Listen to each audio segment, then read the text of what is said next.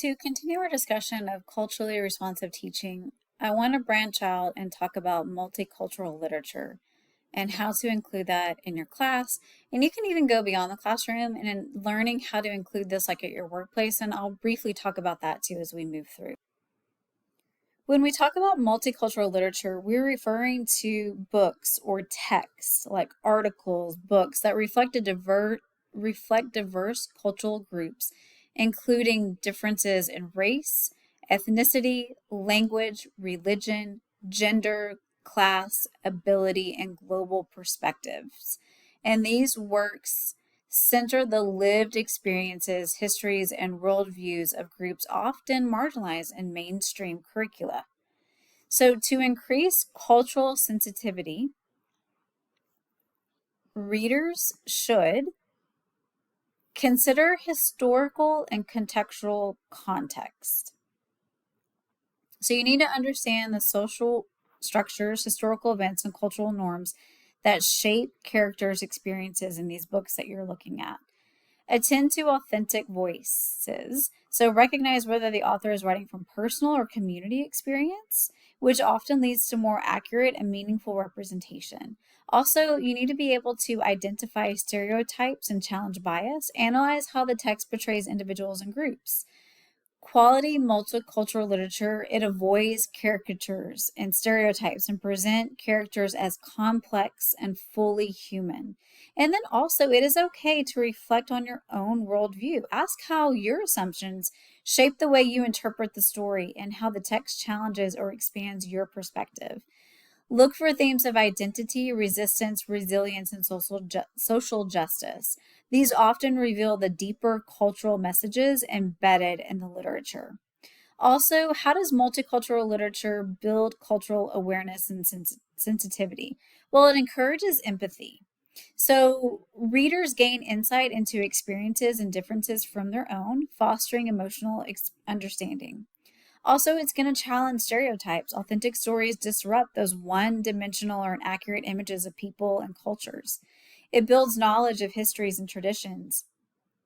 The text should introduce students to cultural practices, languages, family structures, and worldviews. It should also strengthen identity, especially for those marginalized students, right? Students of color, transgender, those types of students. Seeing their cultures represented positively can validate their heritage and improve academic confidence.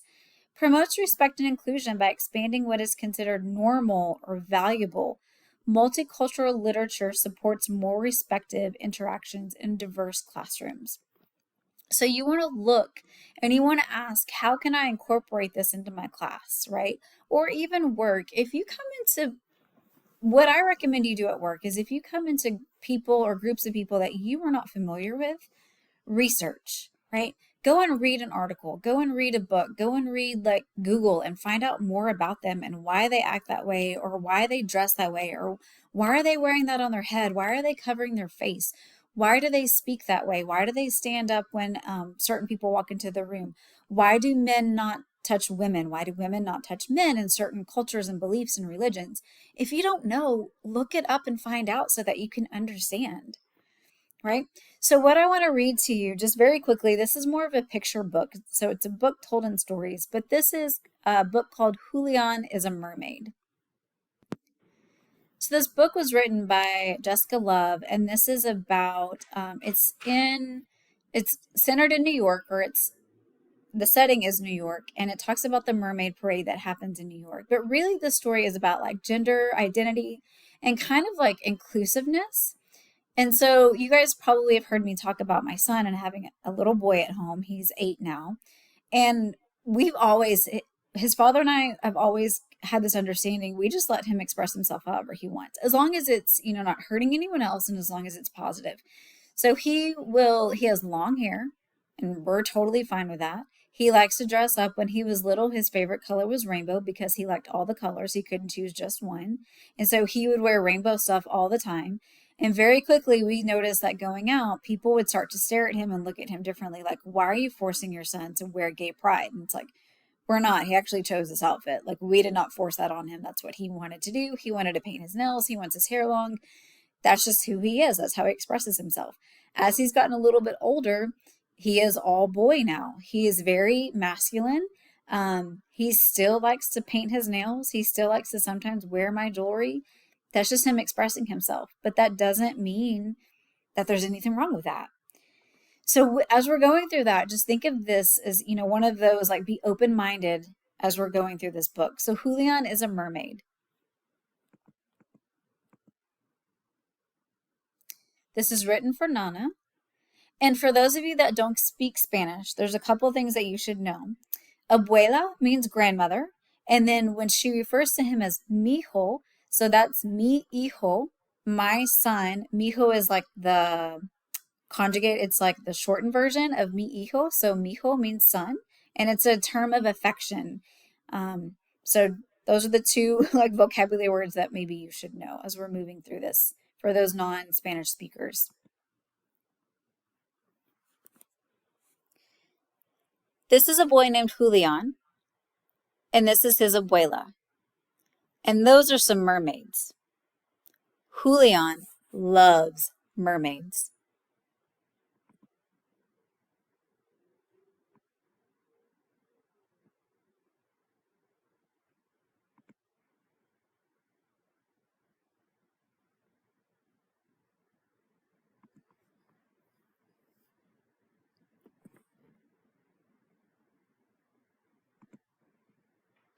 Vámonos, mijo. This is our stop.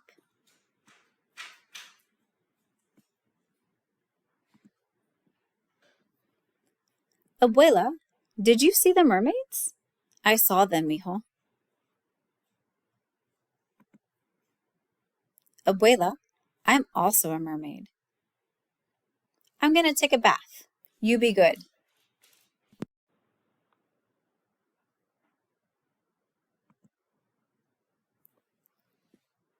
Julian has a good idea.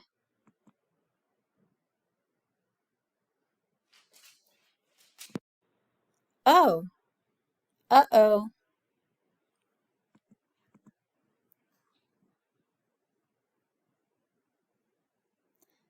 Come here, mijo. For me, abuela? For you, Julian.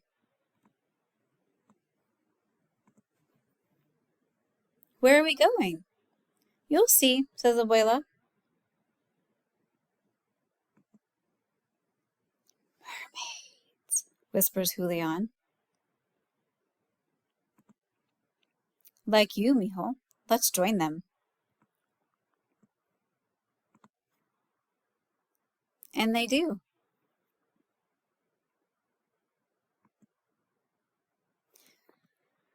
What are some things that you noticed about the different people pictured in this book?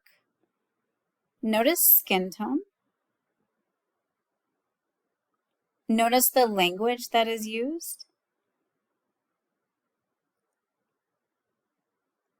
Notice the genders that are there, that are represented, both male, female, trans. So you may be thinking, like, when and why would I use this? So if you were in Arizona, you're probably going to have a lot of Indigenous students. In Native American culture, there are 5 different genders. There's not just male and female. Throughout history, there has been more than 2 genders. I know that science tells us there's only 2, and a lot of political debate tells us that there's only 2. But I'll let you know, historically, there's more than 2 genders. But this is not, you don't have to use this just for like gender stereotypes. This is about thinking differently and being artistic and expressing yourself. Excuse me, and finding creative ways to express yourself, right? So you don't have to use this as this little boy wants to become a girl. That's not what the story is about. The story is about him wanting to be a mermaid, and for him learning it's okay to be a mermaid.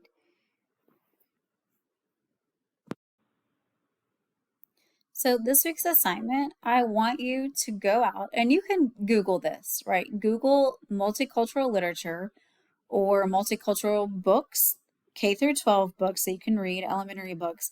And I want you to find one and read it. And then I want you to post to the discussion board a 1 to 2 minute video responding to the book that you found and read. And here are 3 questions I want you to answer in that 1 to 2 minutes. What did you learn about culture or identity from this book? How do the main character's experiences differ from yours? And what is the one moment that helped you understand someone else's perspective? So, really, ideally, if you are like a Spanish speaker, Mexican, Latin, Latinx, Chicano, Chicana, you would choose maybe an indigenous book, or you would choose something about the Asian, like Chinese or Japanese or Korean perspective. Try to go outside of your comfort zone, try to go outside of your own culture if you can. That's what I would like. If you can't, that's okay. I get it. We're all not comfortable with that and what's available to you. You can also use our library. I'll give you the link and you can look up and see what our book has on in the library. A lot of times they have books online for free that you can go through and read. So you're just looking for a children's book. Like Julian is a Mermaid. It was a very short book, right? Don't go out and do like a chapter book. Do a children's story and make it shorter.